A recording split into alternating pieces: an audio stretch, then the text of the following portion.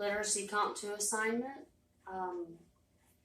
The purpose of this exercise is to develop students' close reading skills through multiple oral readings of a text. What I'm going to do, kids, is I'm going to read you a passage 3 times. On the first time, I need you to just listen to it, like you would listen to a bedtime story.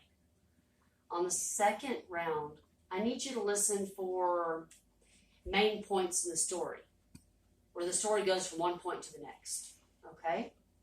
And on the third round, I need you to take notes, okay? After you've taken the notes, it'll be your job to get together with both of your notes and reconstruct the story. See how much of it you remember, okay? One particularly cold Saturday in January, I was supposed to take our dog out for a walk, but it was so cold that I didn't want to go outside. Instead, I just opened the door and let the dog out by himself.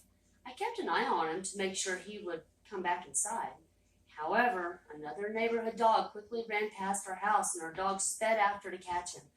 I hurriedly went to get my coat so I could follow my dog, and then I rushed outside. Unfortunately, I was already too late and my dog was nowhere in sight. I walked a few blocks, but I was unable to find him. Distressed, I returned home. My mother was standing at the door waiting, and she asked me what had happened. I know I was supposed to walk our dog, I confessed, but I thought he would be able to go outside and come back in by himself.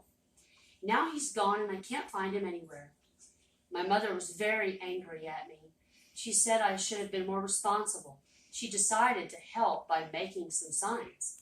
The signs read, "Lost, a big black dog. Please call us right away." And she printed our phone number at the bottom.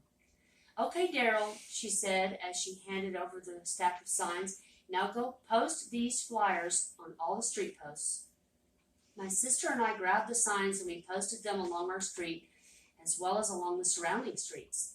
The whole time I was incredibly sad and worried about our dog.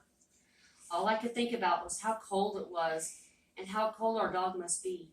My sister wanted to go home, so I told her I'd walk her home, but then keep looking for the dog myself. I took her home and resumed the search.